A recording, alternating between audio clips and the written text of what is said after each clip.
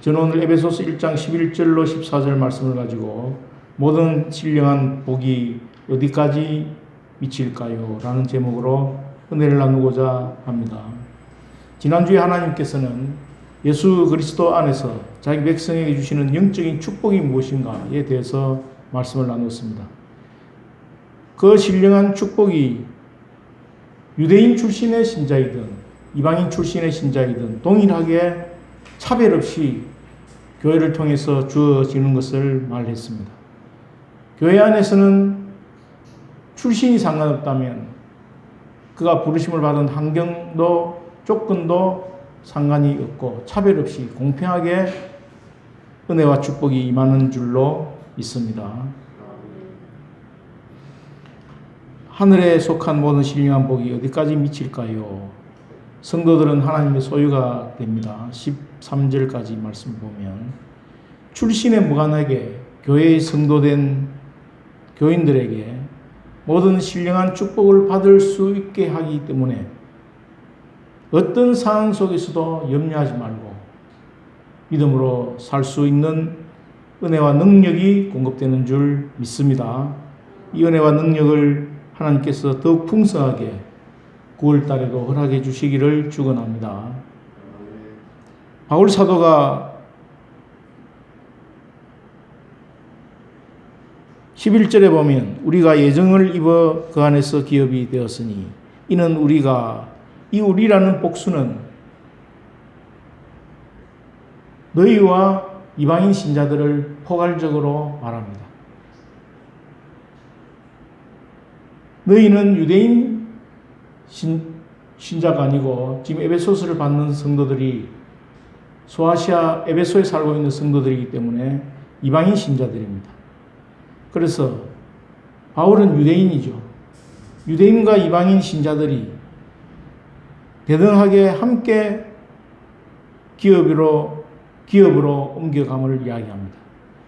에베소서 2장에 들어가면 뒤에서 화목을 주제로 말씀하고 있습니다. 유대인과 이방인 출신 신자들이 서로 싸우지 않고 서로 경쟁하지 않고 화목할 것을 말씀하는데 그 주제를 염두에 두고 사도 바울은 너희는 단어에서 우리라는 단어로 옮아가고 있습니다. 11절 13절에 보면 그 안에서라는 단어가 공통적으로 나오고 있습니다. 우리가 예정을 입어 그 안에서 기업이 되었으니 13절에 그 안에서 너희도 진리의 말씀 그 안에서 또한 믿어 약속의 성령으로 인치심을 받았으니 그 안에서 누구 안에서 말합니까? 화목자가 되신 예수님 안에서입니다. 예수님 안에서 하나님 백성은 출신과 성분과 조건과 환경을 거슬러서 하나가 되고 연합을 할 수 있음을 바울은 강조하고 있습니다. 12절을 보십시오. 12절에 보면 우리가 영광의 찬송이 되게 하려 하심이라. 되게 하려 하심이라는 단어가 헬라어로는 클레로인데 클레로라는 단어의 뜻은 유산을 주다, 유산을 받다는 뜻입니다. 어떤 유산을 이야기합니까? 다른 영어 성경에 보면 그리스도 안에서 우리가 유산의 우리 몫을 받았으니 그 안에서 또한 우리가 유산이 되었다. 우리는 하나님의 유산의 한 몫으로 선택을 받았다. 우리가 하나님의 유산이라는 것입니다. 이스라엘은 하나님의 클레로스, 그분의 유산이었습니다. 하나님이 주신, 하나님이 주님으로 통치하시는 나라, 하나님이 자신의 유산으로 택하신 백성은 복이 있도다고 성경 기자들은 노래합니다. 예수님 안에 있는 모든 사람은 유대인이든지 이방인이든지 이스라엘인이든지 한국인이든지 하나님의 유산이요 하나님의 소유가 됐음을 강조하고 있습니다. 하나님의 유산이요 하나님의 소유가 된 하나님 백성, 어떻게 해서 우리가 그의 백성이 되었습니까? 유대인도 아니면서 한국 사람이 어떻게 하나님의 백성이 되었습니까? 그 정답은 그의 뜻에 기뻐하심을 따라 하나님의 뜻으로 말미암아 하나님의 백성이요 하나님의 소유가 된 것입니다. 왜 하나님께서는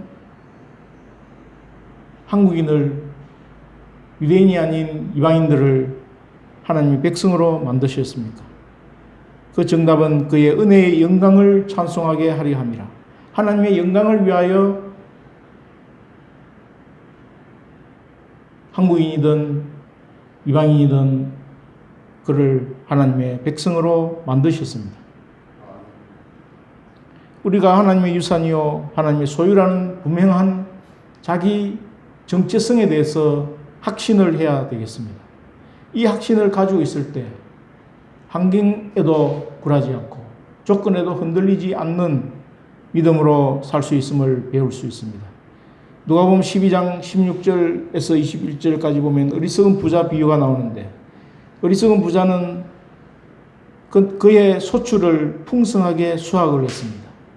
곡식 쌓아둘 곳이 없어서 곡간을 헐고 곡간을 더 크게 짓고 모든 곡식과 물건을 재어놓고 자기 영혼에게 말하기를 내 영혼아 여러에 쓸 물건을 많이 쌓아두었으니 평안히 쉬고 먹고 마시고 즐거워하자. 그렇게 말할 때에 하나님께서 어리석은 자여 오늘 밤에 내 영혼을 도로 찾으리니 그러면 네가 준비한 곡간 새로 크게 지은 그 곡간이 누구 것이 되겠느냐.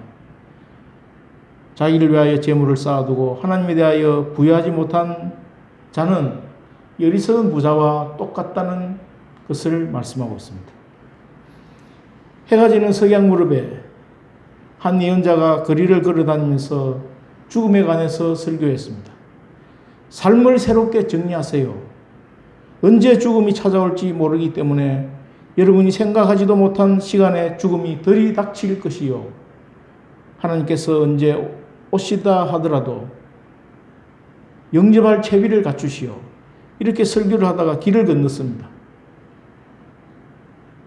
그런데 길 저쪽에서 거친 말 한 마리가 미친 듯이 달려와서 그 예언자를 들이받았고 그 예언자는 이 사고로 인해서 그 자리에서 적사했습니다. 이 예언자의 돌발적인 죽음이 그가 최후에 남긴 가장 명설교라고 사람들은 말했습니다.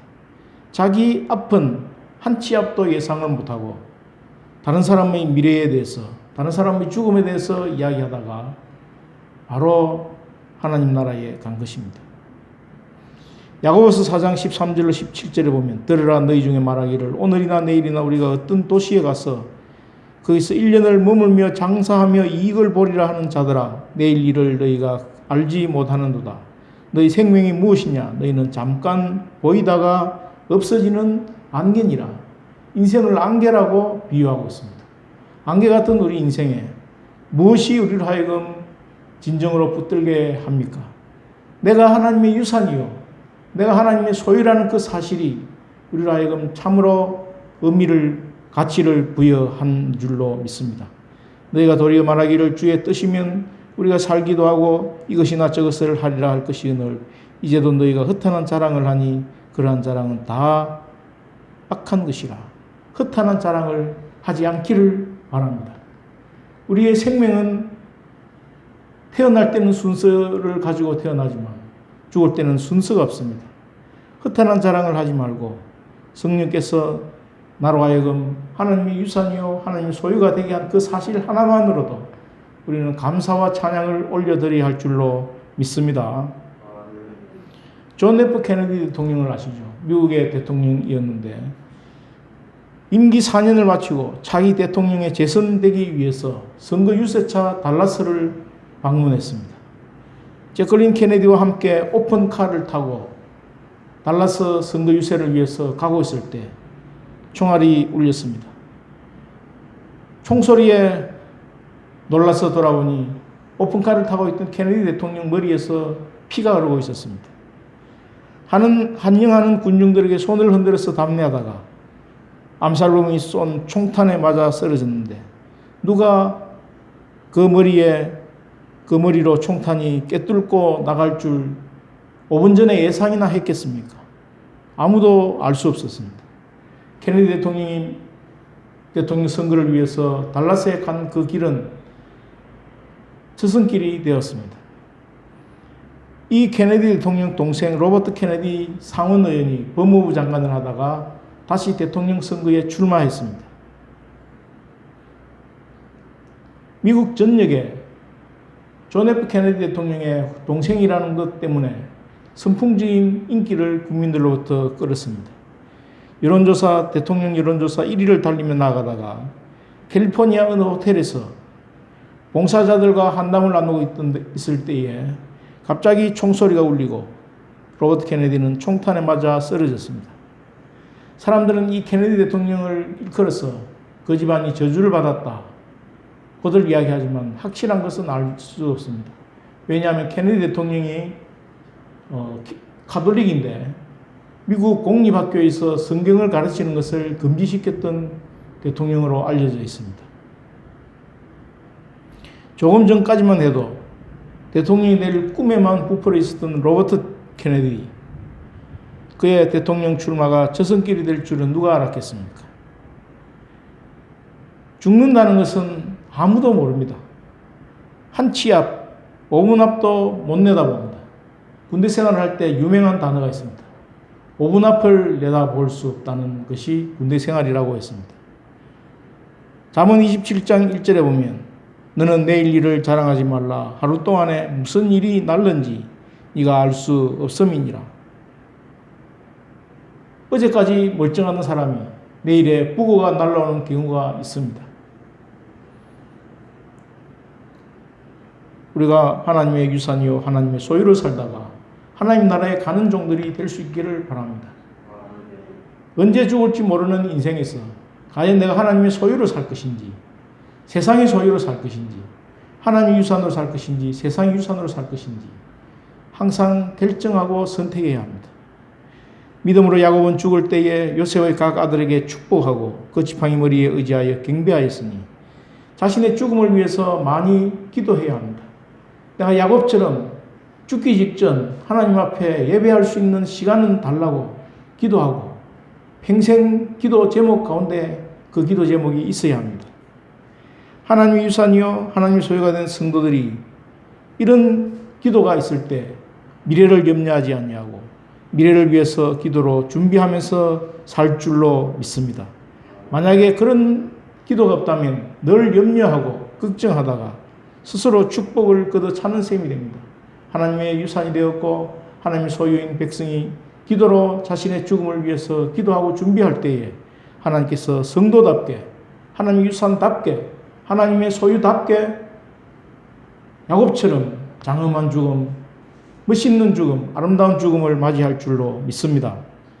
마태복음 6장 31절로 34절에 보면 그러므로 염려하여 이르기를 무엇을 먹을까 마실까 입을까 하지 말라. 다 이방인들이 구하는 것이라. 너희 하늘 아버지께서 이 모든 것이 너희에게 있어야 할 줄을 아시느니라. 그런즉 너희는 먼저 그의 나라와 그의 의를 구하라. 그리하면 이 모든 것을 너희에게 더하시리라. 그러므로 내일 일을 위하여 염려하지 말라.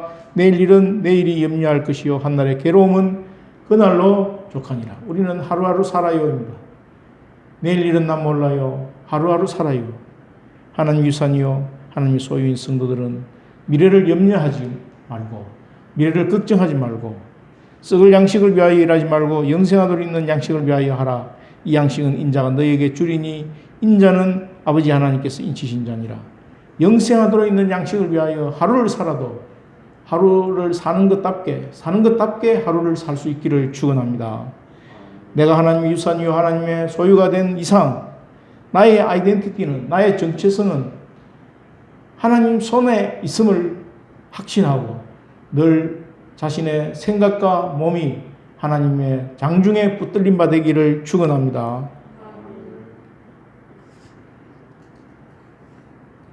두 번째, 하나님의 뜻에 의지하는 하나님의 백성. 우리가 하나님의 백성이 어떻게 되었습니까?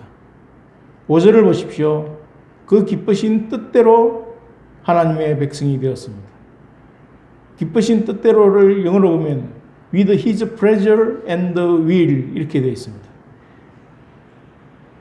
뜻을 수식하는 단어로 기쁘신 이렇게 한글 성경은 번역을 했지만 영어 성경에는 with his pleasure and will 그의 기쁘심을 따라서 그의 뜻을 따라서 우리가 하나님의 백성이 된 것입니다. 내가 하나님의 백성이 된 것은 하나님의 기쁘심을 따라서 하나님의 뜻을 따라서 9절에는 보십시오. 그 뜻의 비밀을 우리에게 알리심으로 11절에는 모든 일을 그의 뜻의 결정대로 일하시는 이의 계획을 따라 의문의 여지가 없이, 의심할 여지가 없이 내가 하나님의 자녀가 된 것, 하나님의 백성이 된 것은 하나님의 뜻으로 말미암아 하나님의 백성이요 하나님의 소유가 된 것입니다. 영접하는 자, 곧 그 이름을 믿는 자들에게는 하나님의 자녀가 되는 권세를 주셨으니 예수님을 영접하는 자에게 하나님 자녀로서의 권세를 하늘에서 허락하십니다. 이 소식은 천국의 CNN의 긴급 속보로 전해지고 있습니다. 성도가 하나님의 새로운 공동체를 구성하는 교회의 일원이 된 것, 우연도 아니고 나의 선택도 아니고 나의 결심도 아닙니다. 하나님의 주권적인 with his pleasure and will, 그의 기쁘심을 따라서, 그의 뜻을 따라서 된 것입니다.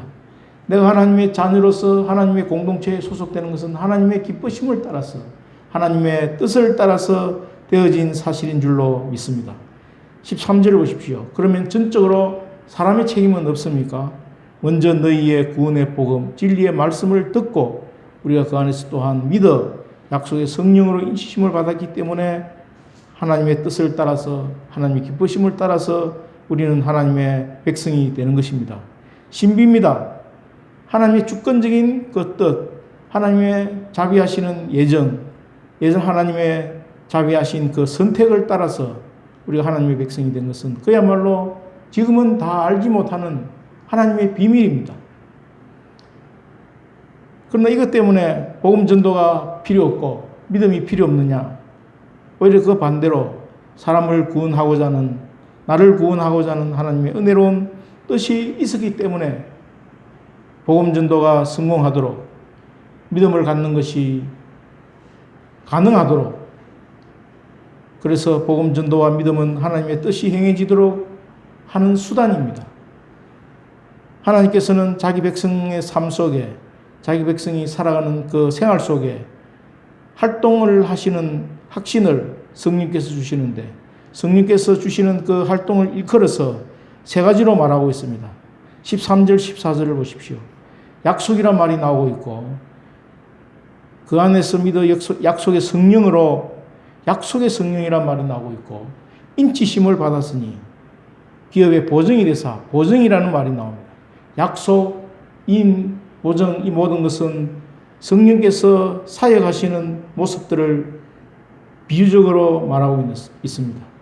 하나님 구약의 선지자들을 통해서, 예수님을 통해서 성령을 보내신다고 약속했습니다. 에스겔서 36장 27절에 또 내 영을 너희 속에 두어 너희로 내 율례를 행하게 하리니 너희가 내 규례를 지켜 행할지라. 요엘서 2장 28절에 그 후에 내가 내 영을 만민에게 부어주리니 너희 자녀들이 장래일을 말할 것이며 너희 늙은이는 꿈을 꾸며 너희 젊은이는 이상을 볼 것이며, 이 약속대로 하나님은 성령을 보내셨습니다. 볼지어다 내가 내 아버지의 약속하신 것을 너에게 보내리니 너희는 위로부터 능력을 입히올 때까지 이 성에 유하라. 사도와 함께 모이사 그들에게 분부하여 이르시되 예루살렘을 떠나지 말고 내게서 들은 바 아버지께서 약속하신 것을 기다리라. 요한은 물로 세례를 베풀으나 너희는 맨날이 못되어 성령으로 세례를 받으리라. 구약의 선지자들을 통해서, 예수님을 통해서 성령을 보내신다고 약속하신 하나님께서 오순절날 그 약속대로 성령을 보내셨습니다. 회개하고 믿는 모든 자들에게 그 약속대로 지금 성령께서 오셨고 우리와 함께 하시는 줄 믿습니다. 성령은 하나님의 인입니다. 도장을 찍는 것은 서부 개척시대에 주인이 소유하고 있는 말과 소의 벌겋게 달군 쇠 도장으로 인을 찍는 것처럼 소유권을 상징합니다.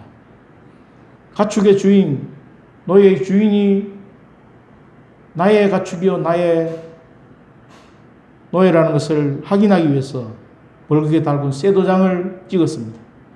하나님은 이런 외적인 도장을 찍는 것이 아니라 우리 마음에 성령의 인을 치시는 것입니다. 하나님께서 자기 백성을 자기 것이라고 표시하기 위해서 인을 찍습니다. 이것을 다른 말로 표현하면 성령의 내주하심입니다. 성령의 내주하심이 가축이나 노예를 내 소유라고 주장하기 위해서 붉게 달군 쇠 도장으로 도장을 찍는 것처럼 인을 찍는 것입니다. 하나님께서는 우리 각자에게 붉게 달군 성령의 쇠 도장을 찍어 놓으신 줄로 믿습니다. 그 누구도 그 어떤 것도 하나님의 소유인 우리를 타치할 수 없다는 것입니다. 그리고 보증이라는 말이 나오는데, 보증은 계약을 유효하게 만드는 첫 계약금을 말합니다. 하나님께서는 우리에게 성령을 주시면서 마지막 유산까지 약속하셨습니다. 현재 성령을 통해서 그것을 맛보게 하십니다. 저가 또한 우리에게 인치시고 보증으로 성령을 우리 마음에 주셨느니라. 이것을 우리에게 이루게 하시고 보증으로 성령을 우리에게 주신 이는 하나님이시니라. 성령이 친히 우리 영과 더불어 우리가 하나님의 자녀인 것을 증언하시나니 그뿐 아니라 또한 우리 곧 성령의 처음 익은 열매를 받은 우리까지도 속으로 탄식하며 양자될 것 곧 우리 몸의 속량을 기다리느니라. 우리 몸이 속량되는 종말의 그날까지 내가 하나님의 보증으로 주신 성령의 내주하심과 더불어서 우리는 살아갑니다. 그래서 나 혼자 사는 것이 아니라 외롭고 고독한 삶을 사는 것이 아니라 성령께서 나와 함께 하시는 임마누엘의 삶을 살아가시는 줄로 믿습니다. 임마누엘의 삶을 이번 한 주 동안 내내 체험할 수 있기를 축원합니다. 프랑스의 나폴레옹을 아시죠? 나폴레옹이 가진 비전은 참으로 대담한 것이었습니다. 그의 야망은 유럽 전체를 무력으로 정복해서라도 유럽을 통일해서 유럽 제국을 단일 국가로 만들어서 그 단일 국가의 제왕이 되는 것이 비전이었습니다. 성공적으로 그 꿈대로 수많은 전쟁에서 승리했고 유럽의 여러 나라들을 차츰차츰 나폴레옹의 소나기 아래 집어삼켰습니다. 그러나 그 과정 속에 너무나 많은 것들이 파괴되었습니다. 처음에 온유하고 겸손했던 나폴레옹이 교만이 가득 차고 야망의 하신이 되었습니다. 자기 뜻에 거슬리고 반대하는 사람은 누구든지 처형시켰고 무엇보다 야망에 집착하다가 정작 중요한 영혼의 생명, 내세의 생명에 대해서 관심을 잃어버리고 말았습니다. 사람이 만일 온 천하를 얻고도 제 목숨을 잃으면 무엇이 유익하리요? 사람이 무엇을 주고 제 목숨을 바꾸겠느냐? 잃으면 원어적으로 보면 해치면이란 뜻인데 결국 자기 야망 때문에 나폴레옹은 자기 영혼의 생명을 해치고 말았습니다. 그래서 영혼이 멸망해서 센트헬레나 섬에서 무서운 하나님의 심판대를 직면해야 했습니다. 아가서 8장 6절에 보면 너는 나를 인같이 마음에 품고 도장같이 팔에 두라. 사랑은 죽음같이 강하고 투기는 음부같이 잔혹하며 불같이 일어나 그 기세가 여호와의 불과 같으리라. 하나님은 질투하시는 하나님이라고 스스로를 그렇게 말씀하셨습니다. 그것처럼 자기의 노력과 자기의 결심과 자기의 의지로 하나님 백성 되게 하신 그 이외의 엉뚱한 것에 관심을 갖고 섬기게 되면 결국 자기 목숨을 결과적으로 해치게 되는 것입니다. 우리가 건강도 사상도 이념도 자기 신념조차도 하나님보다 앞서면 그것은 나폴레옹이 자기 생명을 해친 야망처럼 우리에게 그렇게 작용하는 것입니다. 성령께서 약속대로 오시고 내 속에 인을 치시고 보증이 되셔서 그 어떤 것도 하나님의 나라와 하나님의 백성을 앞서지 아니하도록 하나님 이외의 것으로 하나님을 대신하지 아니하도록 10계명 1, 2, 3, 4 계명에 대해서 유념하고 성령께서 주시는 은혜 가운데 영원한 성령께서 내 속에 인을 치시고 내 속에 보증이 되시는 것을 항상 기억할 수 있기를 바랍니다. 나는 하나님의 소유다. 나는 하나님의 유산이다. 나는 하나님의 상속자다. 그런 아이덴티티를 확인하고 확신할 수 있기를 축원합니다. 세 번째, 하나님의 영광을 위해 살아가는 백성. 지금까지 사도 바울은 어떻게 우리가 하나님의 백성이 되었는가? 이제는 하나님께서 왜 우리를 그분의 백성으로 삼으셨는가를 말합니다. 그분의 뜻에서 그분의 영광을 위한 것으로 넘어갑니다. 우리를 그분의 영광을 위해서, 하나님의 영광을 위해서 우리를 하나님의 백성 삼으셨습니다. 앞에서 3번이나 하나님의 뜻에 대해서 이야기했습니다. 이제는 3번이나 하나님의 영광을 말합니다. 6절에 보면 그의 은혜의 영광을 찬송하게 하려 함이라. 12절에 그의 영광의 찬송이 되게 하려 함이라. 14절에 그의 영광을 찬송하게 하려. 하나님의 뜻과 목적을 3번 이야기하다가 하나님의 영광을 3번 반복해서 강조하며 말하고 있습니다. 하나님의 소유인 백성은 최종적으로 구원받은 목적은 하나님의 영광을 위한 것입니다. 하나님의 영광은 하나님의 계시요 하나님의 은혜의 영광을 나타내는 것입니다. 즉 하나님을 은혜로운 하나님으로 나타내는 것입니다. 이사야 43장 21절에 이 백성은 내가 나를 위하여 지었나니 나의 찬송을 부르게 하려 함이니라. 여호와의 말씀이니라. 띠가 사람의 허리에 속함같이 내가 이스라엘 온 길과 유다 온 집으로 내게 속하게 하여 그들로 내 백성이 되게 하며 내 이름과 명예와 영광이 되게 하려 하였으니 그들이 듣지 아니하였느니라. 우리는 하나님의 유산이요 하나님의 소유인데 어떻게 하나님의 백성이 되었습니까? 앞에서 이야기한 대로 그의 뜻의 기뻐하심을 따라 with his pleasure and will, 그의 기뻐하심을 따라 그의 뜻을 따라 하나님의 백성이 되었습니다. 왜 하나님께서 우리를 그의 백성으로, 그의 유산으로, 그의 소유로 만드셨습니까? 하나님의 영광을 찬송하게 하기 위해서입니다.